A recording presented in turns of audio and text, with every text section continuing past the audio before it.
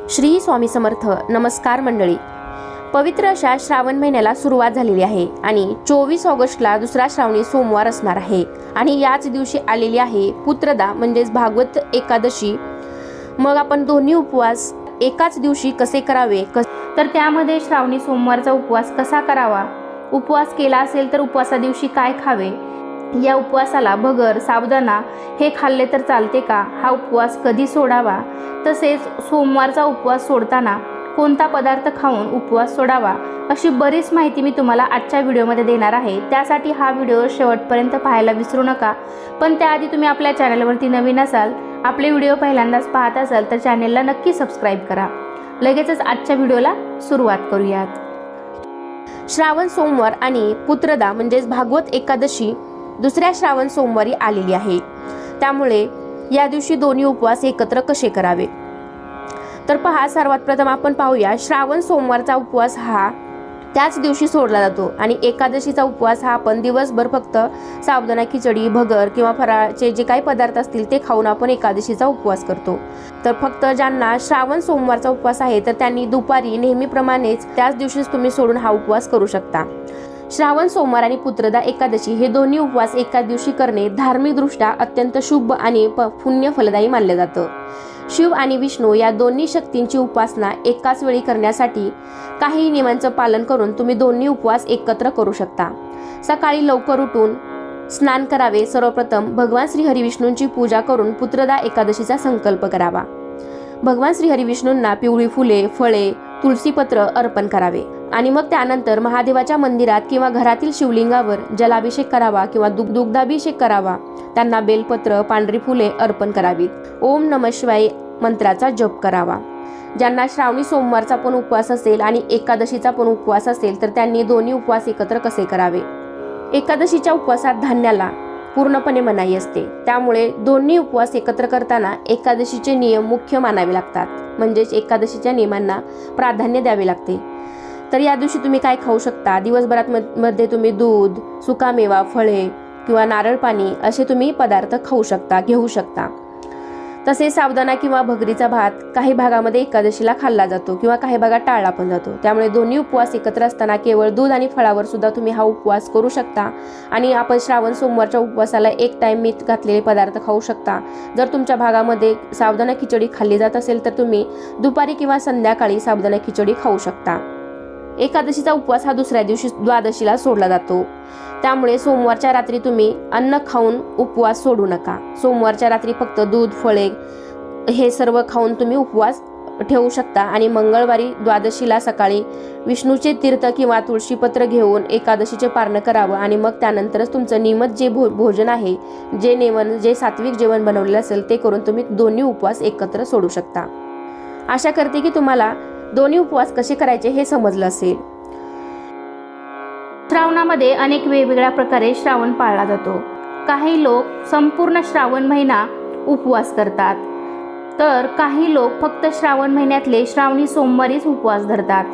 खरं तर उपवास हा प्रत्येकाने धरावाच व सिद्धीसही न्यावा. म्हणजे शरीर, मन व आत्मा यांच्या शुद्धीसाठी आणि सिद्धीसाठी उपवास हा महत्त्वाचा आहे. म्हणजे ज्या दिवशी आपण कोणतंही व्रत करत असतो त्या दिवशी आपण आपल्या मनाचं सुद्धा व्रत केलं पाहिजे. म्हणजे थोडक्यात सांगायचं झालं तर कोणाबद्दलही या दिवशी वाईट बोलू नये. त्याचबरोबर आपल्या मनामध्ये कोणाबद्दलही वाईट विचार येऊ देऊ नयेत किंवा घरामध्ये वादविवाद होत असतील, भांडणतंटा होत असेल तर या दिवशी असे होऊ नये याची काळजी घ्यावी. तसेच आपले आचरण या दिवशी शुद्ध असावे. कमीत कमी व्रताच्या दिवशी तरी आपण हे नक्कीच टाळलं पाहिजे. सोमवार हा भगवान शंकरांचा आवडता वार म्हणून समजला जातो. मग शंकरांना प्रसन्न करण्यासाठी सोमवारच्या दिवशी अनेक महिला आणि अविवाहित मुली सुद्धा उपवास करतात. जे लोक सोमवारी भगवान शिवशंकरांची धार्मिक पूजा, व्रत करतात त्यांना सर्व सुख व समृद्ध जीवन प्राप्त होते. कारण या काळात देवी पार्वतीने भगवान शिव यांच्याशी लग्न करण्याच्या हेतूने त्यांचा विश्वास संपादन करण्यासाठी उपवास ठेवला होता. असा विश्वास आहे की अविवाहित तरुणींनी श्रावण सोमवारी उपवास केला तर त्यांना त्यांच्या अपेक्षेनुसार वर मिळतो. म्हणून विवाहित महिलाबरोबरच अविवाहित मुलीसुद्धा हे व्रत नक्कीच करू शकतात. श्रावण महिना हा अत्यंत पवित्र महिना आहे. या महिन्यात जे भक्त शिवशंकराची अंतःकरणापासून पूजा उपवास करतात त्यांच्या सर्व इच्छा आपोआप पूर्ण होतात. तर जे लोक श्रावणी सोमवारचं व्रत करणार आहेत तर त्या लोकांनी सकाळी भगवान शिवशंकराची अगदी मनोभावे पूजा करावी. त्यांच्यावरती बेलपत्र अर्पण करावे. उपवासाच्या दिवशी तुम्ही दुपारच्या जेवणामध्ये फळे किंवा दूध घेऊ शकता. जी फळे उपवासाला चालतील ती तुम्ही उपवासादरम्यान ताजी फळं घेतली पाहिजेत किंवा दुधाचा समावेश सुद्धा तुम्ही तुमच्या आहारामध्ये करू शकता. तसेच नारळ पाणी वगैरे सुद्धा तुम्ही या दिवशी घेऊ शकता. बऱ्याच भागामध्ये श्रावणी सोमवारला भगर किंवा साबुदाणा खिचडी खाल्ली जात नाही. तर बघा, बऱ्याच भागामध्ये ही पद्धत अजून सुद्धा रूढ आहे. आमच्या भागामध्ये सुद्धा श्रावणी सोमवारी भगर साबुदाणा खिचडी ही खाल्ली जात नाही किंवा वेपर्स वगैरे असतील तर हे सुद्धा खाल्लं जात नाही. तर त्याऐवजी तुम्ही साबुदाण्याची गोड खीर बनवून खाऊ शकता. तुम्ही फळे दूध याचं सेवन करू शकता. तर थोडक्यात सांगायचं झालं तर सोमवारच्या उपवासाला मीठ घातलेले पदार्थ हे उपवासाला चालत नाहीत. तर त्याच्यामध्ये तुम्ही साबुदाणा खिचडी असेल भगर असेल तर हे तिखट साबुदाणा खिचडी केली तर ती चालत नाही. किंवा बरेच जण उपवासामध्ये तळलेले पदार्थ सुद्धा खातात, पण त्याऐवजी तुम्ही उकडलेले पदार्थ जसे की रताळे बटाटा असेल असे पदार्थही थोडेफार ज्यांना उपवास सहन होत नाही तर ते खाऊ शकतात. म्हणजेच ज्या गर्भवती आहेत थोडेफार आजारी असतात तर अशांनी उपवास धरायची इच्छा असते पण त्यांना सहन होत नाही तर त्यांनी असे थोडेफार पदार्थ खाल्ले तरी चालतील. पण लक्षात ठेवायचं आहे, वरईचे तांदूळ म्हणजेच भगर किंवा साबुदाणा खिचडी ही अजिबात खायची नाही. ही आमच्या भागामध्ये तरी खाल्ली जात नाही. तसेच तुमच्याकडं थोडीफार पद्धत ही वेगळी असू शकते. तर त्या पद्धतीनुसार तुम्ही काय खाऊ शकता किंवा काय नाही खाऊ शकत हे तुमच्या भागातील पद्धतीनुसार तुम्ही हे व्रत करावे.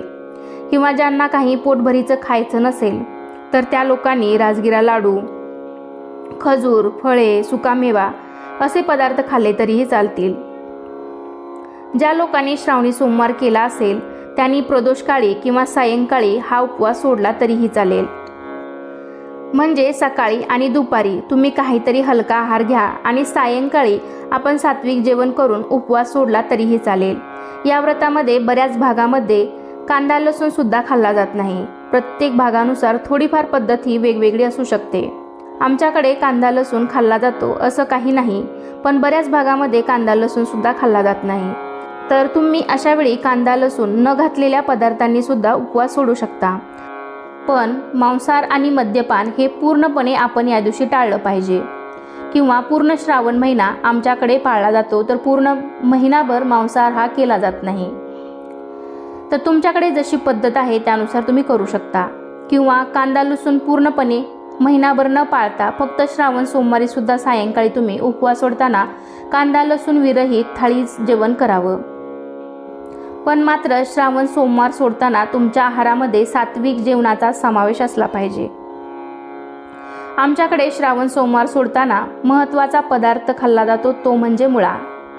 बऱ्याच भागामध्ये सोमवार सोडताना त्यांच्या ताटामध्ये मुळा हा असतोच. आमच्या इकडे सुद्धा सोमवार सोडताना मुळा हा आपल्या जेवणामध्ये सोमवारचा उपवास सोडताना हा खाल्ला जातो. तसेच आमच्या इकडे सोमवार सोडताना अजून महत्त्वाचे पदार्थ बनवले जातात ते म्हणजेच वरण भात, मुळा, शेपूची भाजी, चपाती, त्याचबरोबर एखादी तिखट भाजी सुद्धा असू शकते. म्हणजे अशा प्रकारे आहार तुम्ही या दिवशी घ्यायला हवा किंवा खायला हवा. म्हणजे सांगायचं झालं तर श्रावणामध्ये खूप पालेभाज्या येत असतात, त्यामुळे आपल्या ताटामध्ये एखादी पालेभाजी ही असायलाच हवी. त्यातल्या त्यात आमच्याकडे शेपूची भाजी खाल्ली जाते, ती तुम्ही कांदा लसूण विरहित बनवू शकता. त्याचबरोबर रोजच्या जेवणात काकडी असतेच, पण आमच्याकडे आवर्जून खाल्ला जातो तो म्हणजे मुळा. हा पदार्थ खाऊनच आम्ही सोमवार सोडतो. त्याचबरोबर ताटामध्ये वरण भात, तूप असणे गरजेचे आहे. तर अशा प्रकारे सोमवार सोडताना तुम्ही हलका आणि सात्विक आहार घ्यावा. सोमवारी कडधान्याचा जरी जेवणामध्ये समावेश केला तरी रात्री कडधान्य खाल्ली जात नाहीत. खाल्ली तरी ती पचायला जड असतात, त्यामुळे ती खाल्ली जात नाहीत. त्याचबरोबर आपला दिवसभर उपवास असतो, त्यामुळे रिकाम्या पोटी आपण असे जड पदार्थ खाणे आपल्या शरीराला चांगले नाही.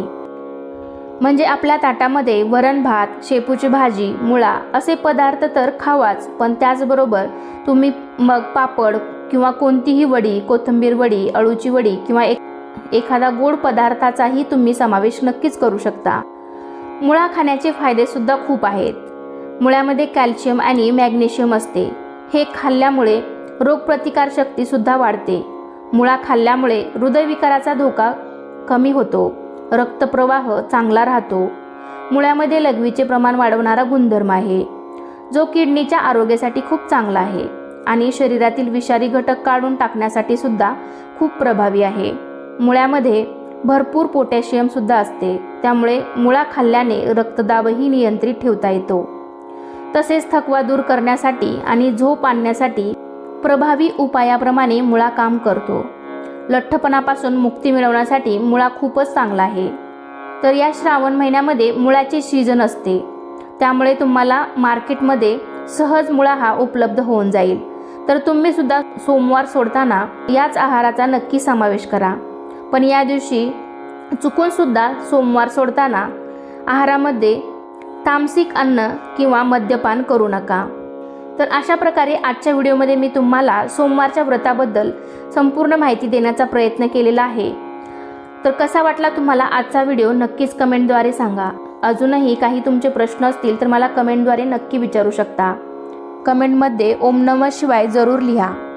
तसेच तुम्ही आपले व्हिडिओ पहिल्यांदाच पाहत असाल तर चॅनललासुद्धा नक्की सबस्क्राईब करा. सोबतच बेल घंटा आहे ती सुद्धा प्रेस करा, जेणेकरून असे छान छान नवनवीन व्हिडिओचे नोटिफिकेशन तुमच्या मोबाईल स्क्रीनवर डिस्प्ले होईल आणि तुम्ही एकही व्हिडिओ मिस करणार नाहीत. चला तर पुन्हा भेटूया अशाच एका छानशा आणि माहितीपूर्ण व्हिडिओमध्ये. तोपर्यंत धन्यवाद. श्री स्वामी समर्थ.